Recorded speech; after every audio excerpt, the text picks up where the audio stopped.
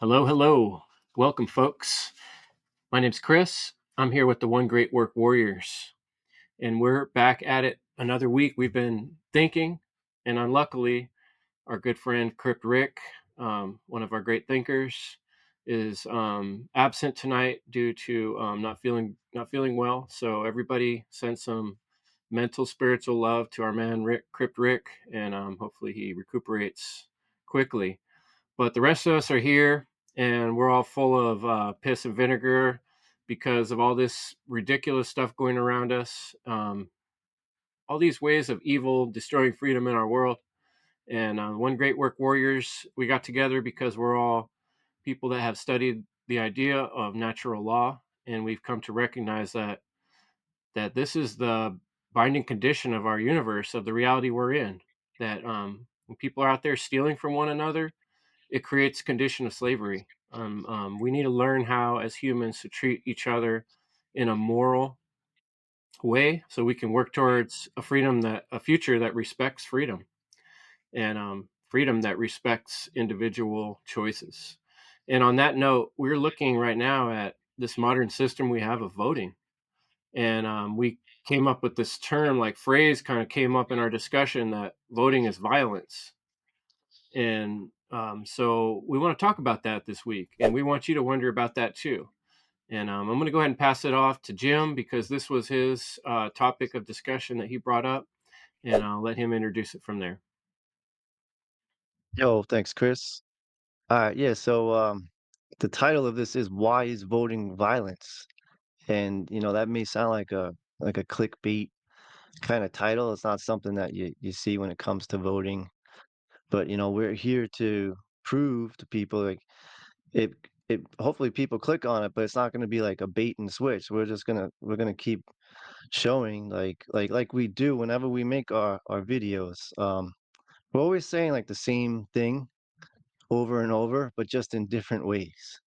Talking about, the belief systems that are in the minds of people and like how they see things. And then there's the truth. And so, like, we've always used truth as our guide, and I think if, we continue to have this conversation on voting as we all pass it around, we'll be able to speak from truth and to get people to truly see that the act of voting, the endorsing of government officials, leaders of a war machine, is an act of violence. And so, with that being said, like I already mentioned, it's the government that context. We're not talking about all forms of government. I mean, all forms of voting, because not all forms of voting is violent. So, things like American Idol or Dancing with the Stars, those TV shows and all that. Like that's not violent. We're talking about from the context of what's going on, especially in like we're just days away from the presidential election. So um it's very timely. So, you know, when I was growing up and like just like all other Americans, I'm sure we were all indoctrinated with the belief that, voting is a privilege. It's a very patriotic thing to do. And you have the right to vote. Like voting is a right, and you should be so grateful for that because other countries don't have that, and so many people fought for your right to vote. But our very first video that we ever made was "What is a right?" Right, and we've always we touch upon that a lot in our videos. And a right is any action that does not cause harm to another sentient being. And so if you have the that's it's not if voting actually, if you look at it from the big picture, it's not right if you're endorsing people who are causing harm, and actually you yourself are part of it. If you are, you're part of the action of voting is endorsing this form of violence. It's not right. It's so that's something I'm sure the rest of you guys will get into. Um, like I was saying, when I was younger, around when I became like of voting age, especially, there was this a lot of campaigning from celebrities and that like MTV was like in its heyday, and Rock the Vote was a big deal. Where and then all the musicians got they got all the celebrities, and I even remember like Puff Daddy had this campaign, Vote or Die, like and like all like back then, and on and on and on. If you see celebrities today like Taylor Swift, I voted, or all the celebrities just encouraging everyone to vote, you know, and that's been the norm. That's been, that patriotic duty kind of indoctrination, like, and you like almost, it's frowned upon if you speak against voting, which what we are doing, and you're not patriotic and stuff like that. It's a, you can't complain if you don't vote, that mentality. So that's it. It's always about the mentality. That's what we're getting at here. So I'm gonna pass it off to Brandon and go on from there. Good, good. Because I'm going to clarify some of the things that you just said, Jim. Um, Nice. yeah, because it is that time of season where humanity's conscience is going to take a beating. But we have to define what the word violence means. That way we can get correct understanding. Because if we are saying that why is voting violence, or how I would phrase it, voting is violence, because it is speaking from the context that we are talking about. So what does like what are we talking about when we say the word violence? We're talking about coercive force, coercive action, coercive behaviors. These behaviors, will inflict damage, harm, because they are a form of violations. They violate another individual's rights, another individual's property, since rights are a form of property. Have bodily autonomy. It violates their free will choice. So that's what we are talking about in the form of violence. We're talking about physical coercive force. And if you want to get a better understanding of what I'm going to be breaking down, you can go watch Chris Nelson's 8-hour presentation, Natural Law and the Science of Morality, because he has a whole breakdown of behavior in right and wrong. Then you can break the wrongs down into directly or indirectly. So, indirectly would be the I'm sorry, directly would be the order followers. The people who are actually out there doing the violence. They're actually engaging and using their hands in the form of wrong action and violating other people's, how natural law rights and violating other people's property. Then you have indirectly.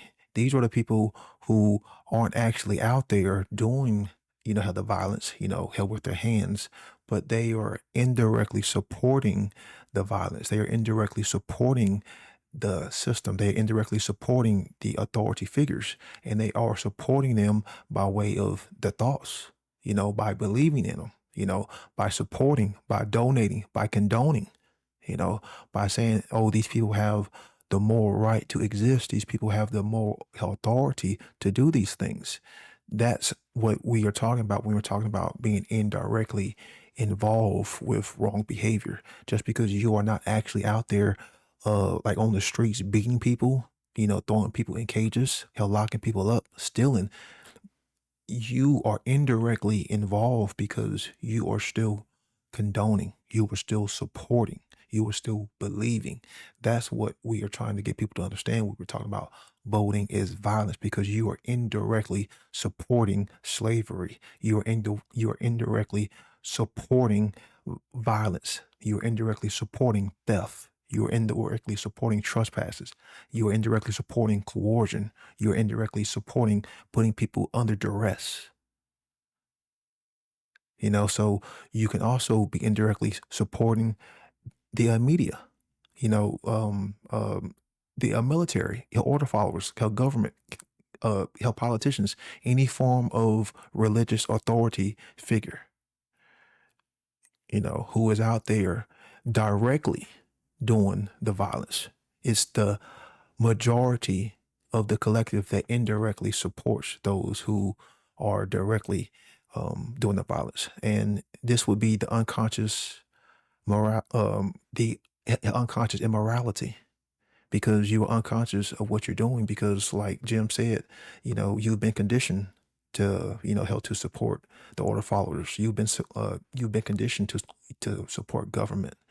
It's patriotic to support the police. It's patriotic to support the military. That's the indirectly support of the unconscious immorality that is taking place in the form of voting, because it is violence. Your hands may not be, bloody, but your soul and your spirit and your heart is. And I'll pass it on to Chris. Thanks, Brandon.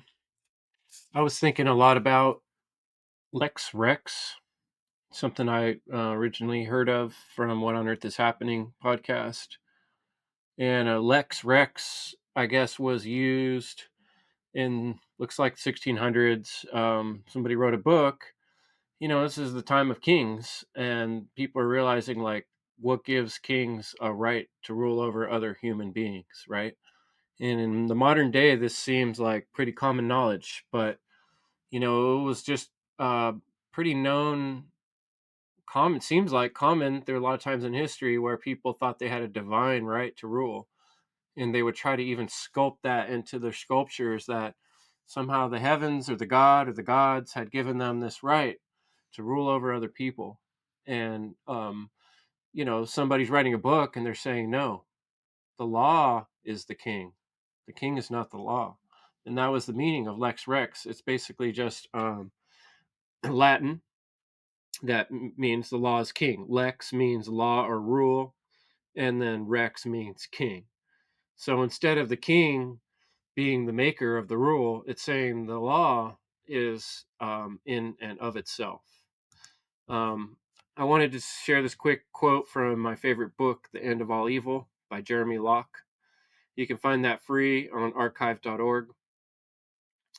To understand how evil controls people, it's necessary to understand the difference between principle and law. A principle is a truth that creates freedom. A law is a lie that creates slavery. Principles describe reality. They are knowledge that help you make use of your world. Because of your intelligence, you recognize principles in everything you do. Every true thing you learn is a principle. The movements of your hands, which foods taste good, mathematics, and empathy for a friend are all based on principles. Laws are artificial ideas created by evil men to restrict the thinking and the understanding of people. So, Jeremy Locke takes that term law to a whole nother level, and he says there is no law. That's a man-made term. And so, sometimes we have a little bit different ways of using words, but I think what's important in this conversation is to recognize that there's been quite a few times, there hasn't not been a time in history when someone hasn't come along and said, here's the new law. And isn't that happen when one town gets sacked by another, or some imperialistic power comes in and takes over another and says, oh, well, we're in power now, so the rules are changing, you know? And humans were going through this laundry machine of the rules changing. And now, day to day, here we are in the United States, with the modern people around us giving us this ridiculous notion that, no, it's going to work this time. And to me, it's just like straight out of Charlie Brown. Lucy's holding the football again, and she's like, I'm not going to move it this time, Charlie Brown. You can kick it. This time, we're really going to put a leader in charge who's going to do what you want. And Charlie Brown comes running down the field to kick it, and she pulls the ball away again. How can it not happen again? How can that not happen every single time? Because the whole idea is a fantastical idea. And to me, the best way to describe it is, I would like you to get together 4 or 5 people and go to the movies or go out to dinner. And instead of giving anybody any options of where they want to go or where they want to eat or what time they want to go, just tell them what they have to do. They don't give them a choice. force your friends and family to show up at a particular time at a particular place and see how that works out for you. You know, try to me and Jim were talking about how difficult it is to have a family. Try to organize two kids to go somewhere on a given day. It's a difficult process to get one person in a state of mind where they're really like focused and know exactly what they want to do on a particular decision. And we have this fantastical, ridiculous notion that we're going to organize hundreds and thousands of people to all do one thing based on how we all vote on a leader. And then that leader's going to know what we all want. I mean, the more you start thinking about it, it's ridiculous. And the only reason it's so um, put up with and expected to be a way to solve problems is because people feel like it's the only thing we have and they're hanging on to it like desperately, like how else are we going to do it? you know it's that fear of what would we do without voting that keeps people feeling like we need it. And that's basically all I wanted to say for this round, other than I don't personally think the word voting is not inherently evil, in my opinion, just like money isn't inherently evil, but in its current form, it has become an evil thing. And that's because of the way people have put their belief system into the fact that, yes, we all vote, and then other people have to do what we say. If they don't, we're going to make them. That coercion aspect is what makes it evil. If we were just all voting for what ice cream we liked, and it didn't matter if you didn't like it or not, that wouldn't be evil. Voting is just caring about something, basically. But I'll let someone else get into the etymology. I'll go ahead and pass it off. Hopefully, someone else looked that up. Otherwise, I will. Who's ready? Who's got What something to go? what You, Derek? etymology of vote real quick? Sure. Oh, it just meant like to give like your praise. It's like to yeah, it's pretty much like to give someone your praise or to give them in it's almost like your vow in a religious context, like your word, in a sense. Yeah, like a formal promise, a formal wish or promise is the way I, interpret it. It's just like a very serious, like, yes, I really want this. That's what vote is. It's not inherently, that word does not mean any wrongdoing. But if you're on the other end of that, telling people that, they're going to get their head chopped off, or they're going to get put in jail, or they're going to get a, ticket, or they're going to get kidnapped, then now it's a violent thing you're doing. Derek, you ready? No.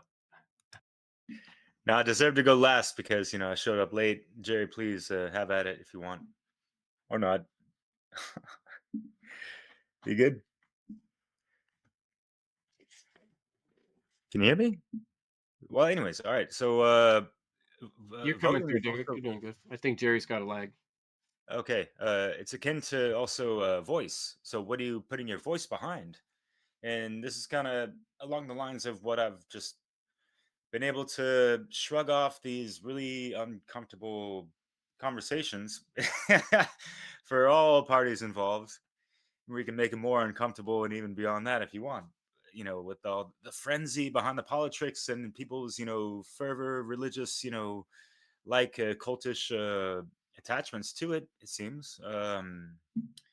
Just like, hey, you know what? I don't feel like co-signing my name under any of these people.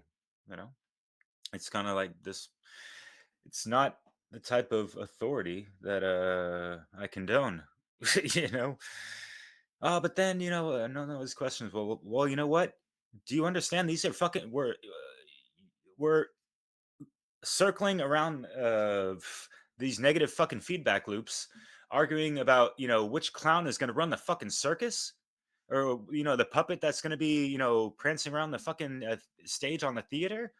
Do people not understand, like, yes, there's strings connected to these puppets, and then there's strings connected to those puppets, and like the Russian fucking doll effect, up into, like, how far you want to take it, possibly in other dimensions, lower astral parasitic motherfuckers. What do you think a politic is? Politic. What is a tick? It's a parasite. Polly is, multifaceted. So I have a multifaceted, blood-sucking motherfucker in office. I don't want to vote for that. I'm sorry, but anyways, um, so yeah, Or parlor tricks. Sounds a yeah. lot like politics too. Right? We'll save that for the peanut gallery. Um, but so with Leslie and I, our show Dissolving the Divide, it's constantly on our mind. We haven't had a whole lot of shows regarding the whole the left versus right, two wings of the same bird of prey, and we are the unfortunate victims, and we're getting hammered hard, and we're paying out of the ass and through the nose through taxation, ad infinitum, on so much shit. Is that not? Are we not being violated by those things? Shit, like, are your pockets not screaming today, especially? What the fuck? Um, so out here in France, it ain't all the glitz and glamour. These politicians are not on this rock star fucking status as some of the previous American people seem to want to be put on these pedestals in a sense. But the media hype is just different in general.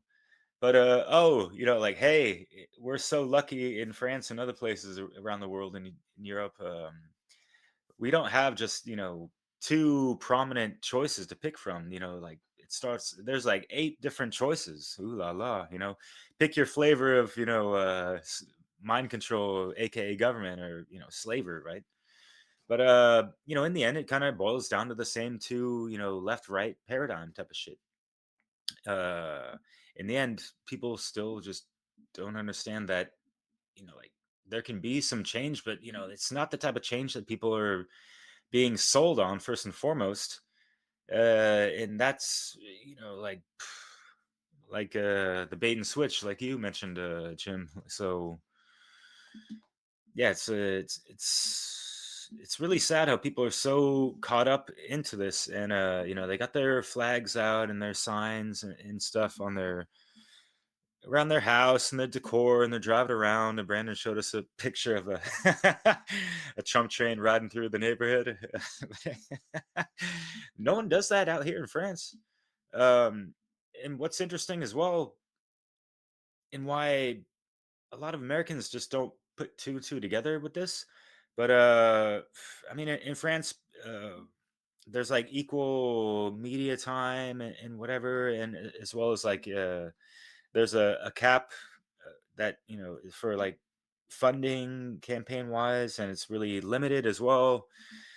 And yeah, anyways, it's not all by fucking Goldman Sachs and all these things. And like, how many memes have you seen over the past decade or whatever of like, this is a presidential candidate wearing a NASCAR jacket with the sponsors on it, and like, you see all these, the dead entity corpse corporation, kind of, we went over that with the zombification, and how, yes, people are kind of gonna be doing the the thriller dance to the to the voting booth. Yeah, it's really sad. But yeah, Jim, he said, what's also sad as fuck to me, I mean, there's just so much money being thrown at this from all different fucking angles. It's so fucking pathetic. We could be using that money for something better. And yeah, money is, this invisible thing, a finite fucking, or a what, you know what I mean. It's the value of what we're using isn't even worth the money, the paper is printed on, type of shit.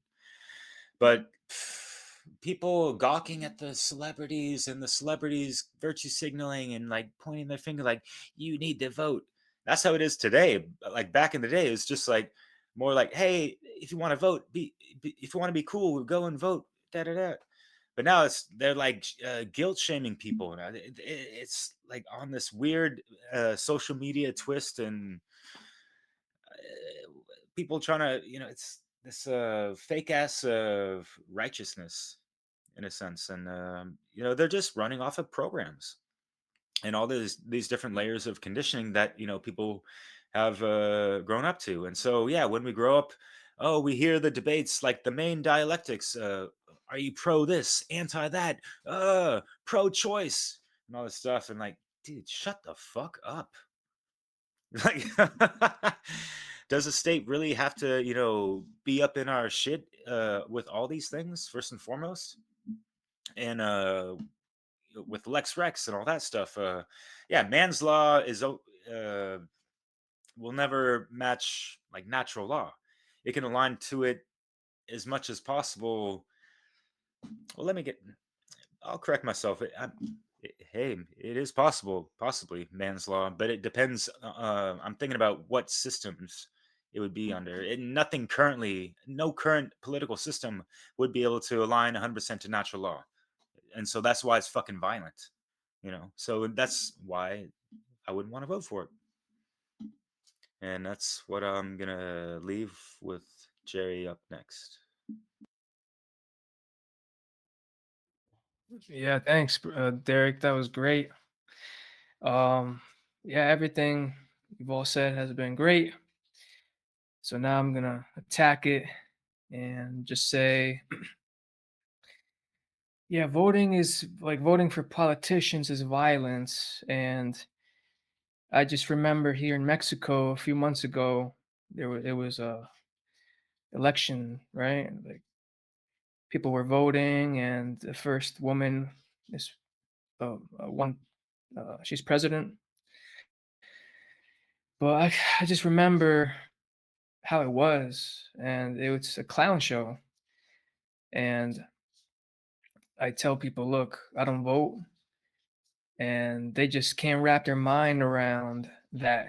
They think that voting for the lesser of two evils is the way. But I'm going to bring it back to why is voting for politicians violence? Because when you vote for a politician, you're essentially saying, I condone the military to coerce you, just like Brandon said, and to steal from you.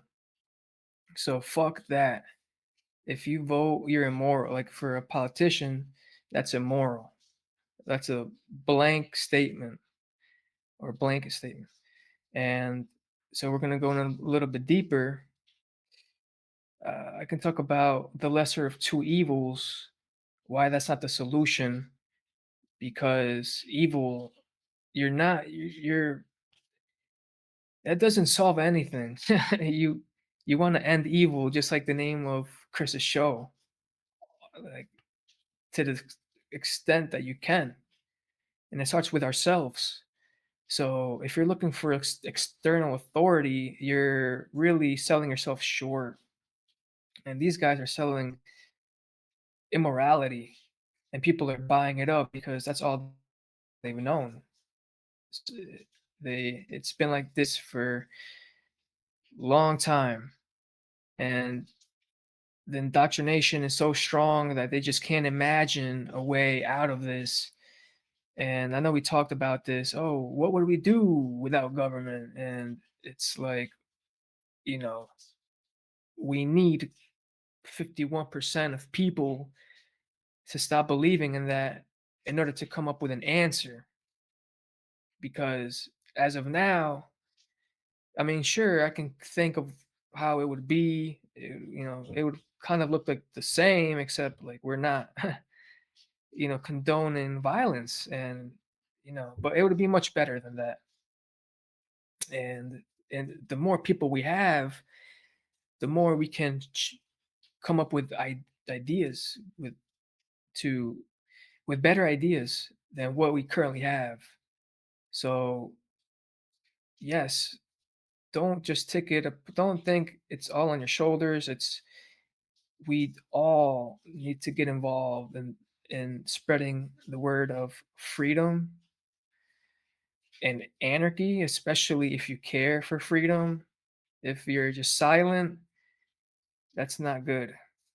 And I remember someone saying, you know, people need to make their opinions heard. And I agree. Those who are anarchists need to say no to the NWO. I'll pass it to you, Jim.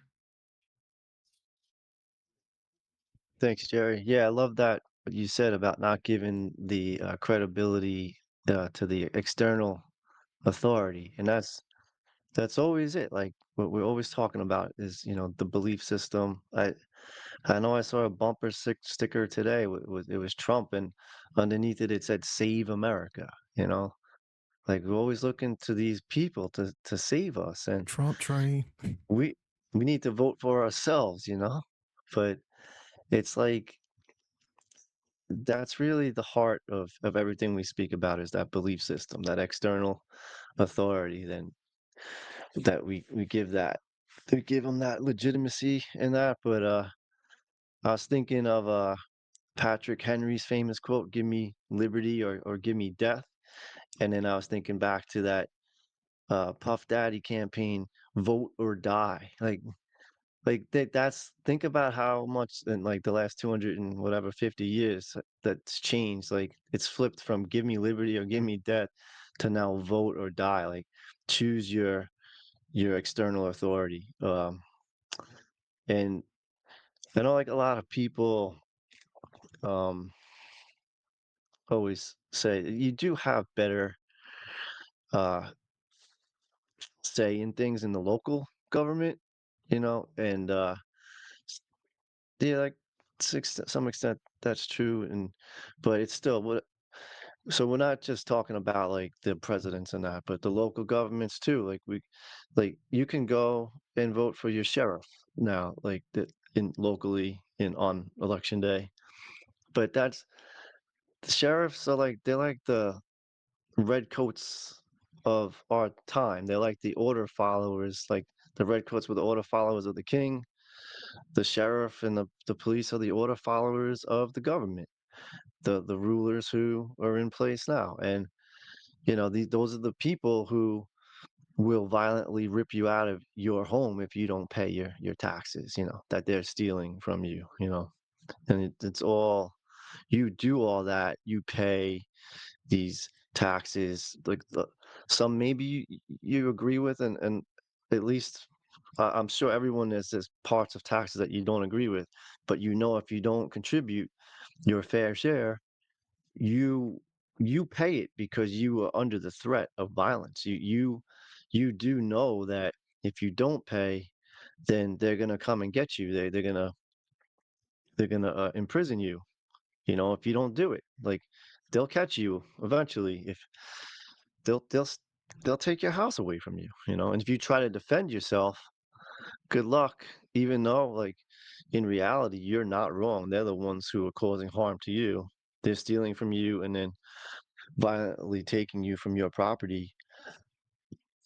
They're claiming to be right, and they'll kill you. Like you can try to defend yourself against them, and they'll kill you. And that's a fact. So another thing that I I like to talk about is when it comes to America, 60% of Americans are Christian. It used to be a lot more, but um, it always gets me, that in that belief system of how, you always hear too, like no one's even mentioned this yet, how you're voting for the lesser of two evils, right? And all that. And so so deep down, everyone knows that evil is involved here. Like no matter who you pick, and you're trying to decide which one's less evil, but it's not two evils, it's really just one evil, and one's like lesser than the other. But so they're both just evil, and when it comes down to it, all these people who claim to be followers of Christ, would Jesus really, choose? Would he vote? I just like to ask that question to Christians, just to think about it.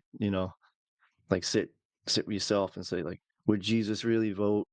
And I know, like, you can go to like your priest, and I watch stuff on like YouTube of like bishops talking about this stuff, and they say like such garbage crap about it, and just like a lot of lip service, and because it's all still based in the belief in their authority, the authority of the priest, the authority of the pope, the authority of the government, the authority of the state.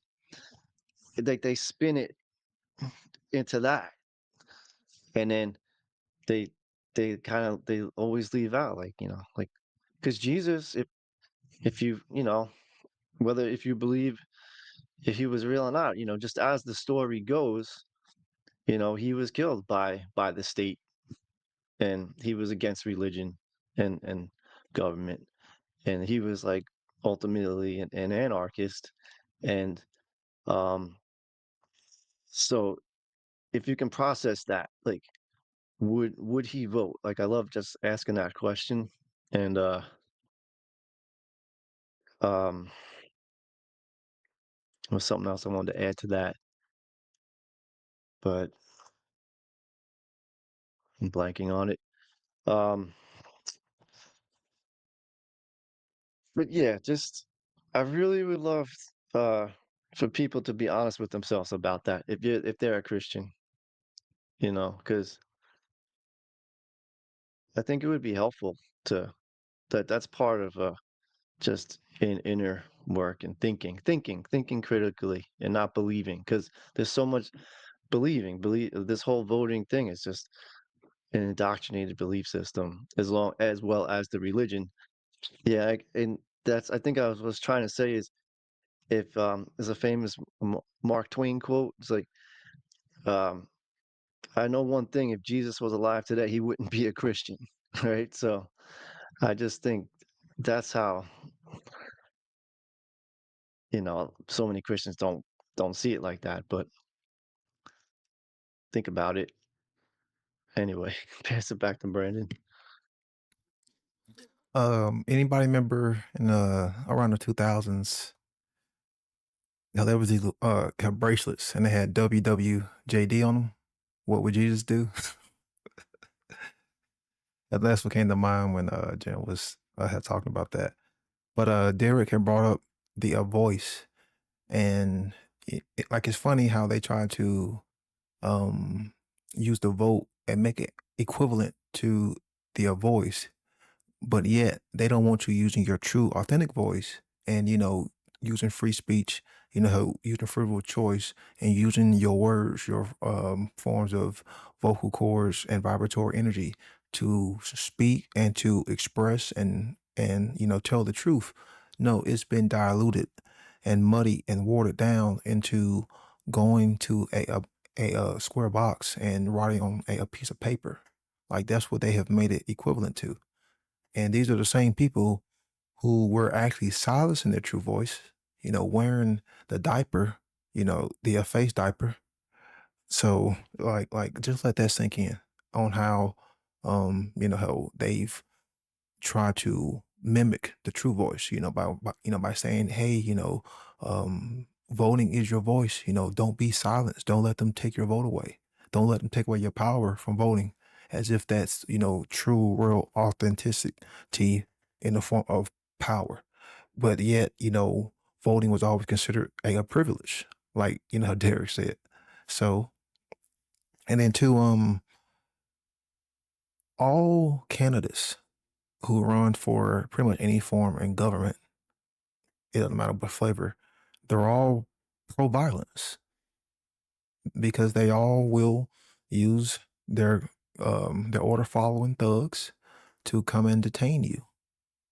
So that is a transgression against natural law. All of the candidates are pro trespass, because they will write something on a piece of paper and come and kick in your door at 2 a.m. in the morning. They're all pro aggression, because of course, hell, again, they're jackbooted thugs, will use violence and duress. And again, all candidates are pro violence, because they, hell, again, they'll send their goons to transgress upon your rights. They're all pro rape. It may not be a physical form of rape, which a lot of people in these authoritative positions do rape men and rape, women, but they spiritually rape you. They mentally rape you. They psychologically rape you. And they definitely rape your wallet. So it doesn't have to be like a physical form. It can be a psychological, a symbolic, like allegorical form. So I remember that every candidate is pro theft. Every candidate is pro violence.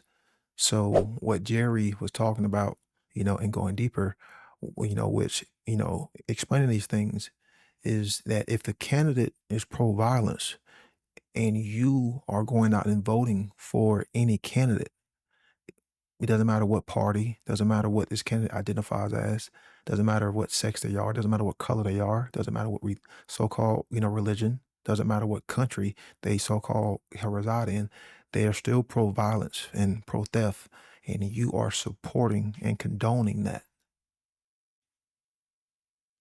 Every candidate is pro-violence. So that gets more deeper into the indirectly support of the unconscious immorality. So just let that sink in, that you can take all the 7 transgressions against, her natural law. That's what every candidate throughout time, throughout all of man's history has been pro, like they have been for all those transgressions, because they'll always get someone else to do it for them.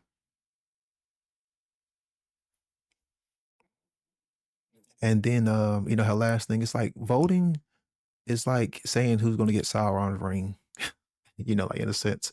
It's like they're all competing for that power. And, it's like, well, if 51% gets, her votes and they get to wear Sauron's ring, that's pretty much what it's equivalent to. Because everyone wants that power. And when you get it, you know, it'll change anybody. That's why no one is capable of wearing the ring. No one is capable of sitting on the throne. No human being, no being in general is capable of that. Only the truth and doing what's morally right. Yeah, that emperor, the idea of the emperor, like on the tarot card, represents us inside of our own being, and the limits or the boundaries to my personal property is my skin. And when I try to go and control somebody else's skin, that's when I cross that line. And we're defining that line as natural law. That's our way of interpreting and understanding that we each have our own agency, our own divine connection, right? And when you look deep at that, we were talking about the etymology where I left off. When you look in that derivation, it really starts to look more like what they mean. Vote, coming from votum, is that it's like a vow. When you look into it, like devotion, some of the words that were used to configure, possibly create that word, would have had to do with like promising, being willing. And this isn't just an everyday promise, like it's like a deep promise, a sacred promise, right? So we're putting our sacred promise into the world by the things we say and the things we do, what we're attempting to manifest into the world. And when we relinquish that ability and just give it away to someone else, it's kind of like what Jesus was talking about in the parables about the talent. This ability to choose has been uh, birthed into you from the universe itself. It's the most amazing thing we have, is to choose things. And so your sacred choice of what to do, that's what this life is. And it's sort of being, not sort of, it's being massively devalued with a system that replaces a conscious thought or conscious decision. And this system is just one of many systems that have been used through time that have never worked.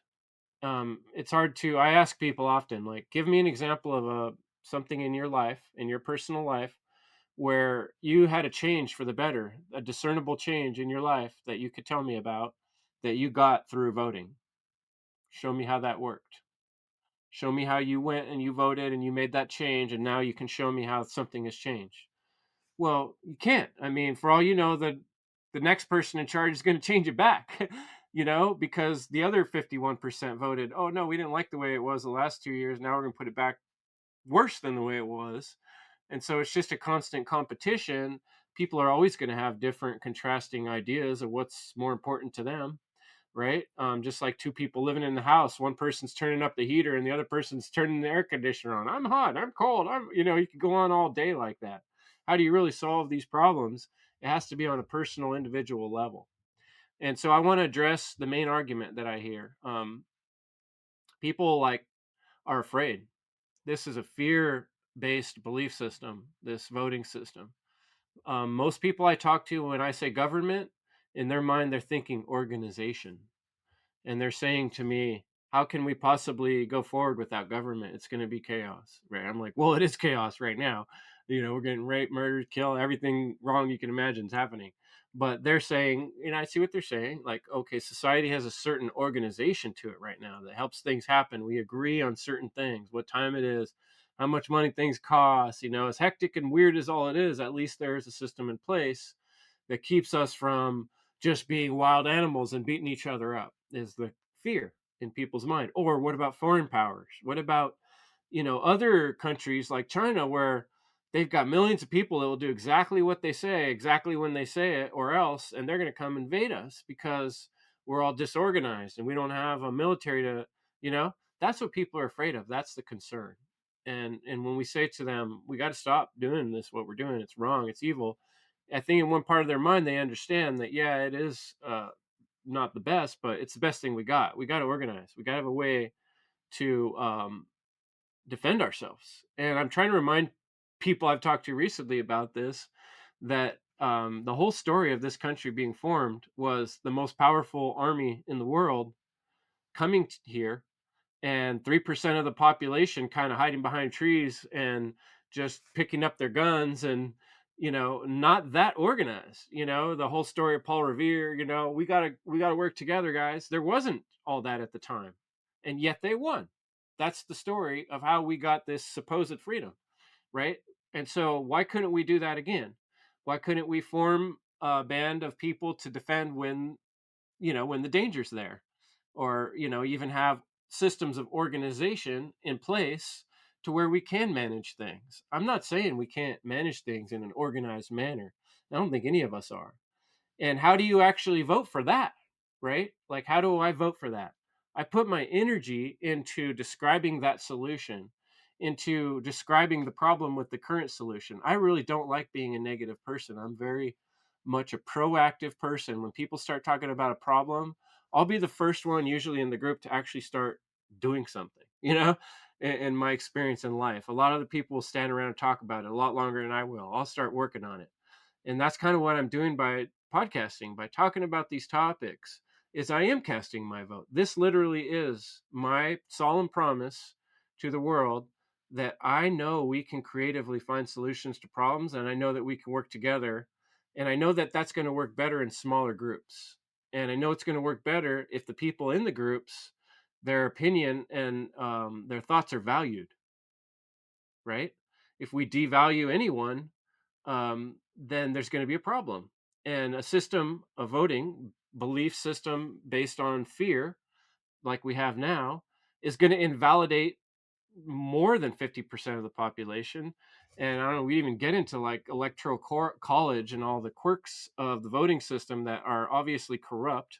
Even people that are vying for voting right now will recognize that there's all these problems. There's systematic manipulation, there's voter suppression, there's stuff in the boxes, gerrymandering, misinformation, election interference, uh, you know, this two-party system. People are stuck between not ideal candidates. The third party, people don't even have a chance.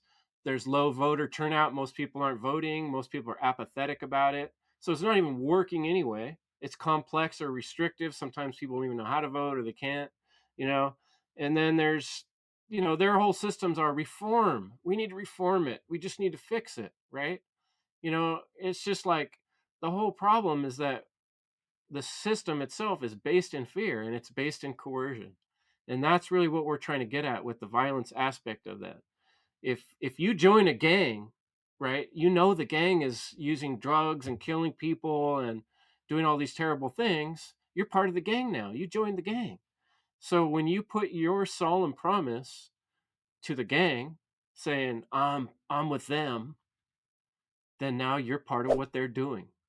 And what are they doing in the world that's good right now? Prove it to me what they're doing that's good, because all the ones I've seen have murdered massive numbers of people, dropped massive numbers of bombs. I don't care which president you're talking about, or governor.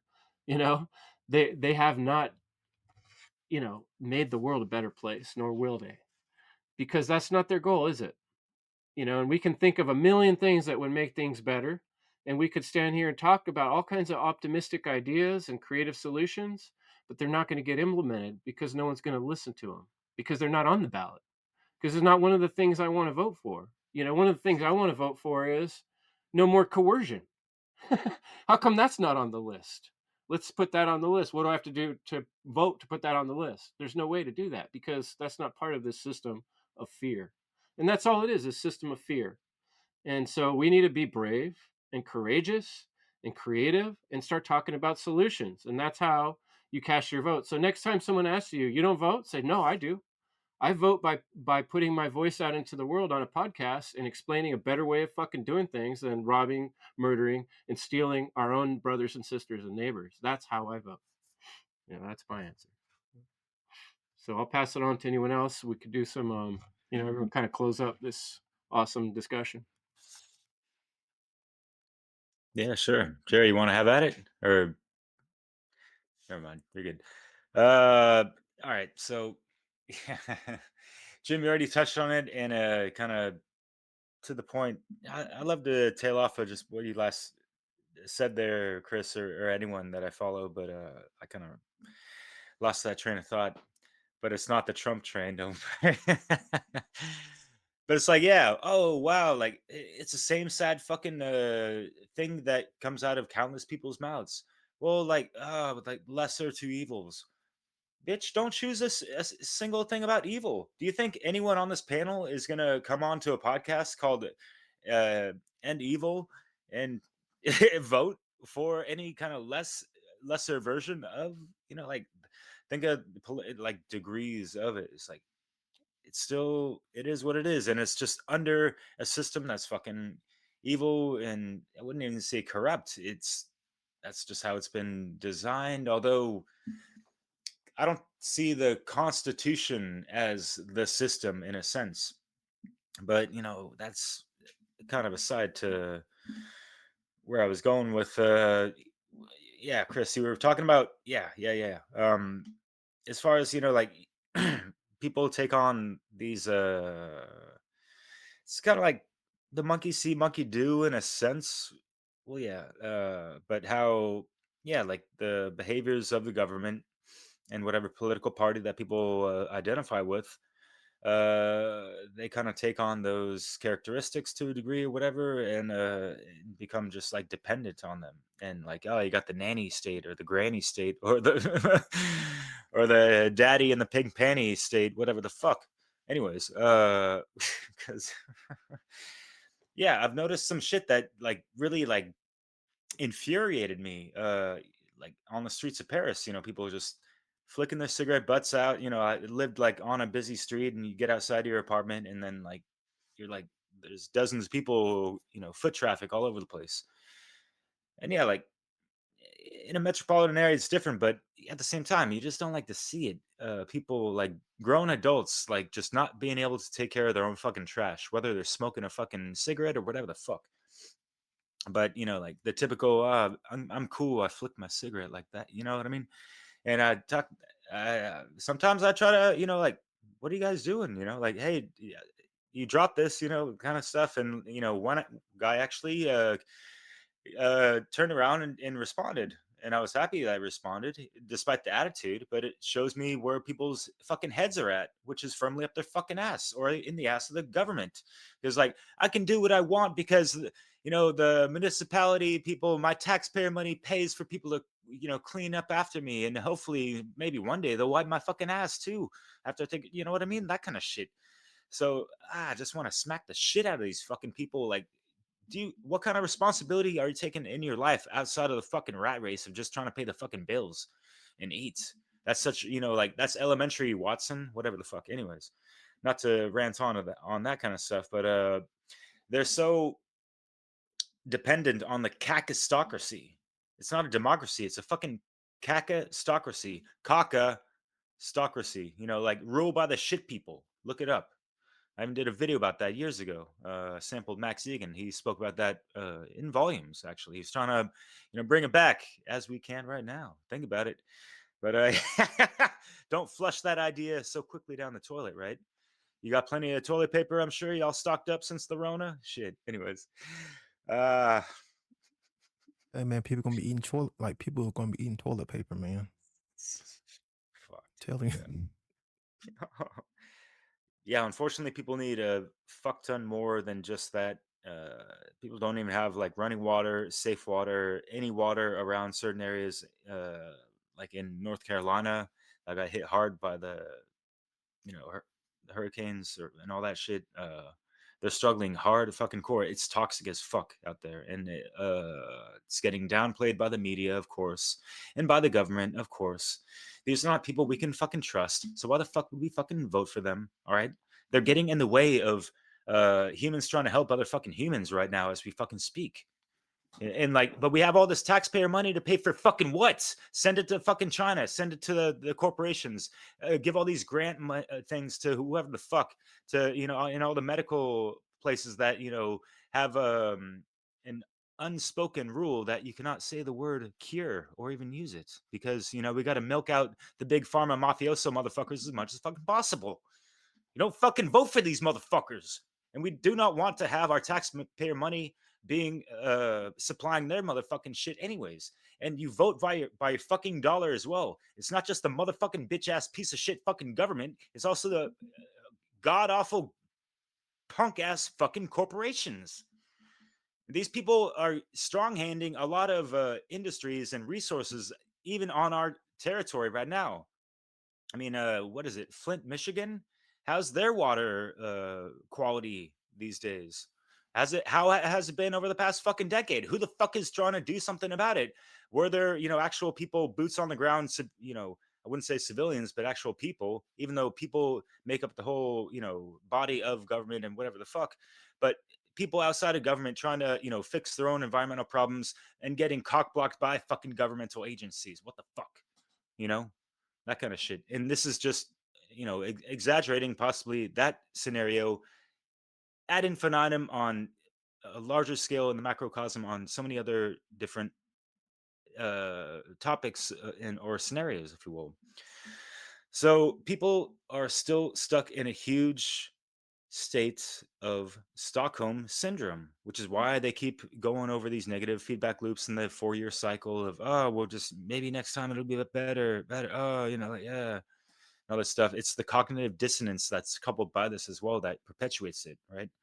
So, and with all these dangling carrots of the big hot topics of the debates, and can't wait to hear what these idiot fucks have to say about it, which is fucking, it's, oh my god, it's not even fucking high school level debate shit, it's so fucking pathetic. And so it's like these illusions of choices dangling in front of us, talking out of their fucking ass. And I'm sure like in the back of their minds, it's like, I can't wait to get this over with. And like it just proceeds to the selection or whatever the fuck. Maybe some of these, people actually think that, the voting whole system is viable or whatever yeah. Anyways. Oh, by the way, we didn't mention how many past presidents were Freemasons and all that. Not like it matters all that much but or does it? But so I want to know about how many actually I don't, it doesn't matter. I was thinking about the French side of things, but I was just trying to segue into a colleague from the Europa Natural Law crew, Nemo Jones. He actually wrote an article titled something like "Why Voting is Evil," something like that. You can check it out on his Substack, but I'm just going to read 3 quick bullet points that were pretty much the summary of his uh, article. It's not like hella long, it's like a couple minute read. But, in conclusion, for his, side of it, it is, voting is evil because it is It is a denial of immutable sovereign self responsibility. 2, it is an endorsement of a system which inherently violates natural law. Number 3, it is an attempt to impose your will on others in violation of natural law. Think about it. And then Logan had a funny thing on Facebook recently. He posted you on that of just, yeah, like, we're gonna vote. We're just gonna blindly believe what people say and all this stuff. And to the contrary of what Nemo was talking about, and to the average person that just goes with the flow of the hamster wheel of life, just another shit stain on the draws of society, unfortunately. And this is just what the social conditioners are trying to manufacture. They want this to be continuous like this. They need their field workers and the cogs in the machine to keep the shit running, unfortunately. So, yeah, I'm tired of these fucking shitty runners. It's all fucking diarrhea. Just like the mouths of these fucking people on, the talking heads, the media pundits, and all that shit. Whoever supports whatever fucking side. Same shit, different smell, whatever the hell. Jerry, ¿cómo estás? La raza. What's good down south? Well, it was good, man. Well, it rained here, so that was pretty good. But no, I love what everyone has to say. Every one of you, I learned so much, even here live. Kind of taking mental notes, but yeah, where can I take this?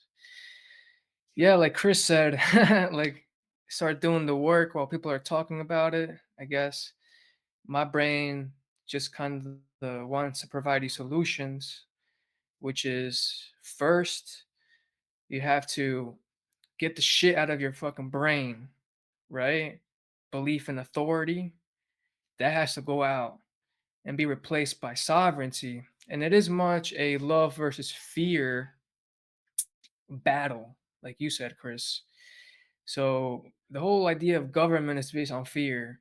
And that's why we have to choose love to recognize our sovereignty. And I like that point by Nemo Jones, when he said the denial of our sovereignty is why voting is evil.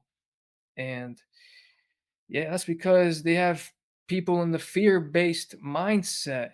That's what the government does. They just put fear through the media. That's why we can't support these motherfuckers. We have to say no. Like, I'm gonna choose to watch Chris Jansen instead and share that shit. You know, like everyone here, we have to start sharing the work, do the work. And I know I can step up for sure, but it's talks like these that bring me hope.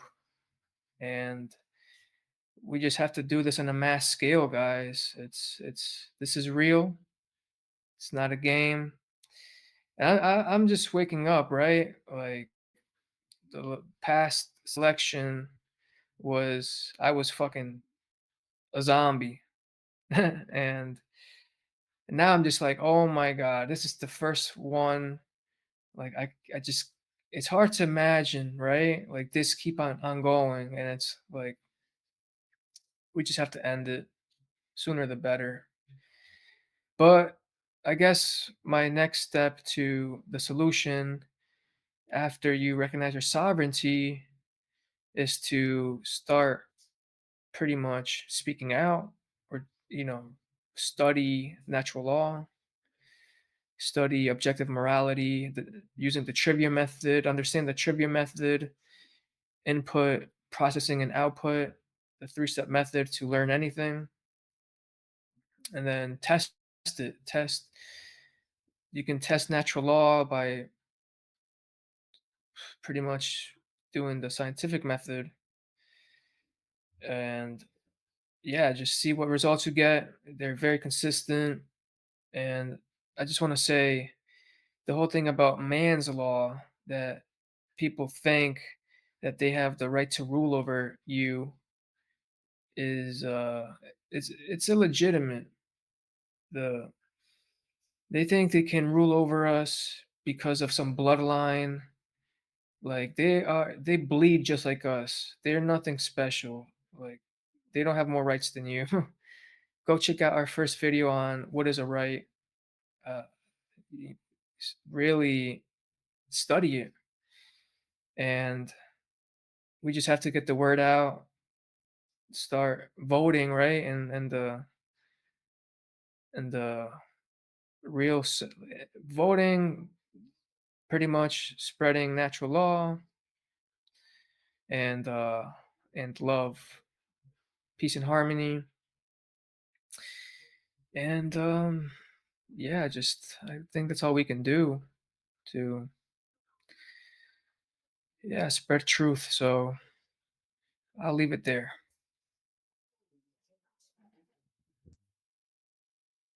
Yeah, Derek reminded me what I was couldn't remember before, the cognitive dissonance when it comes to asking that question of if would Jesus vote, because it really gets to show people like to think about like the contradiction in their beliefs, their belief system. So yeah, that's I like to point that out. But you know, like the last video that we all made was zombies, right? And so we know what we're up against. We're all here, and it's hard to like. We just have to have patience.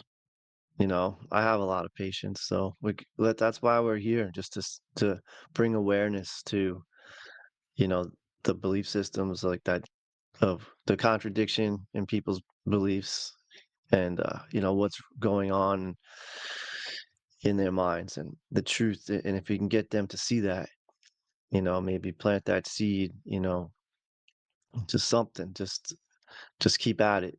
And that's why we're making this video. It's I'm sure like 99% of the people will not agree with us and they say that I don't see it that way. But we're not going to stop because we know what we're saying is true. It's based in truth. And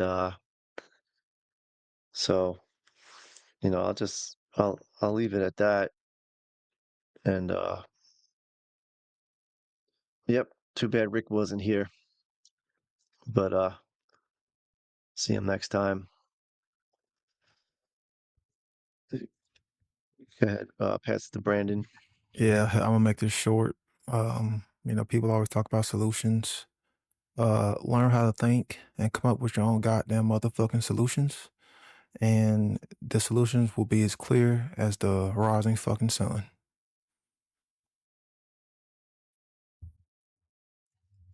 Yeah.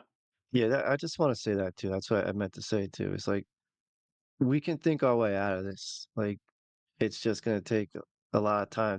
That's the main thing that people just don't. They can't see a better way. And like, we're just trying to spread the message. Like we can. We just have to like stop being so freaking hopeless. Like we can do this. So that's all. Yeah, one of my first big presentations was called Humanity's Most Powerful Weapon. And what is humanity's most powerful weapon? It's our ability to work together. We're not a solitary species. We need each other. That's part of the way we survive is by trading goods, and different people have different things they're good at, and they can produce. And by having those trades, it creates a certain amount of safety between us. Being able to communicate, coordinate, and cooperate is our highest skills. And many of us have not reached that level of aliveness where we can truly relate with our brothers and sisters and fellow human beings. I just want to tell you guys a quick game. We used to, back in my days of doing ropes course trainings, we had this one field game. You have everybody out in a field and you start everybody out in a circle and you count off 1, 2, 1, 2, 1, 2, right? All the ones go to the left side of the field. All the twos go to the right side of the field, right? And I go over there to the group one and I give them 4 mats about a foot or 2 feet square mats. And the distance of the field is such that they have about 3 or 4 of these mats. If you spread them out, you could probably jump from one to another, but you're not going to get all the way across, So the whole idea is I tell group one, your idea is to get over there where group two's at. Group two, they're going to be trying to get over here where you're at. But your goal is to see how well you can get your whole group over there. And so then you go tell the other group the exact same thing. And they have their little carpets and they're trying to figure out how to coordinate their group and taking turns, moving the things and jumping from, the whole idea is they're not allowed to touch the ground. It's like lava, right? You gotta use a little imagination here. But so often the two groups are like competing. They think the game is to try to get their group across before the other group. And they start like, you know, even trying to screw up the other team's plan by moving their mat or something, right? I've seen that. But I never said that the goal of the game was to beat the other team. I said the goal of the game is to get your team to the other side.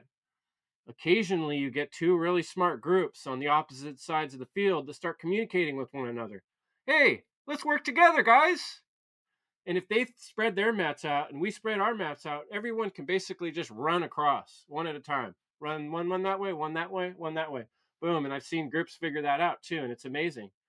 It's like a mind-bending realization to everybody. Like, oh, I don't know why I thought we had to fight against each other, but that's where we're at in the world, in humanity's development. Most people haven't realized that we're not here to fight each other. We don't have to fight each other. We don't have to always be at odds with each other. We can work together. It's a difficult skill to communicate and cooperate and make certain sacrifices to help someone else or to create a small group that has the same intention. But without that, we're never going anywhere. Think of all the most amazing, awesome things in history that have done positive things for humanity. Well, civil rights movement, abolition of slavery in certain areas. Obviously we haven't abolished it completely, but certain types of slavery have been cut down. Certain types of sexism and racism have been fought against by people that form groups and movements. These weren't from taxes and voting. These were from people getting together and saying, hey, we had enough of this. How about mothers against drunk driving?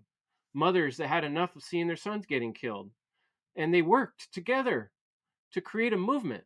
Even the Red Cross, which has turned into not a good thing anymore because it obviously got too big and it got taken over by someone's Sauron ring of power. At one time it was just a people working together to help other people that needed help. It used to be common if you see a bucket brigade, you'd stop, pull over and help them put out the fire. And look at religious missions and charities all through history. Those were all volunteer. So, open source software, and not always the best, but it's possible. Crowdfunding. There are ways to make things happen and make things that create long-lasting change through movements of people caring about things. And how would there be anything to vote for if that didn't happen first anyway? People have to get together and decide, oh, we really care about this. We really want this to change. That's the process. The voting does not have to be the crucial hinge-pin. We don't need a leader, a tyrannical ruler to form groups, coordinate, cooperate, find out what we really care about, and push in that direction with our willpower.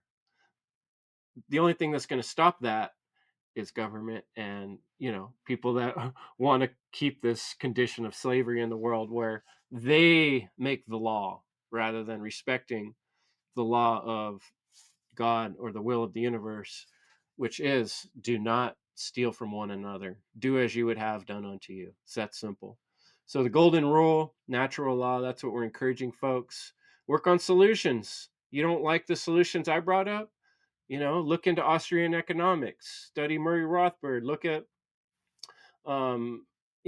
there's books and books of people with different philosophies of how we can manage ourselves and how we can create productive societies. It's a question of studying and putting our mind to it, putting those ideas out in the world and pushing in that direction and organizing and making it happen.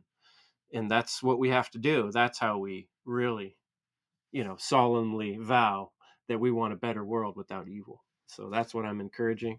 And on that note, thanks for coming, folks. Thanks for coming, brothers of truth, my one great work warriors. Everybody put a prayer, good thoughts towards Crip Rick's quick healing process. He's always struggling with certain health issues. And so let's all hope the best for him.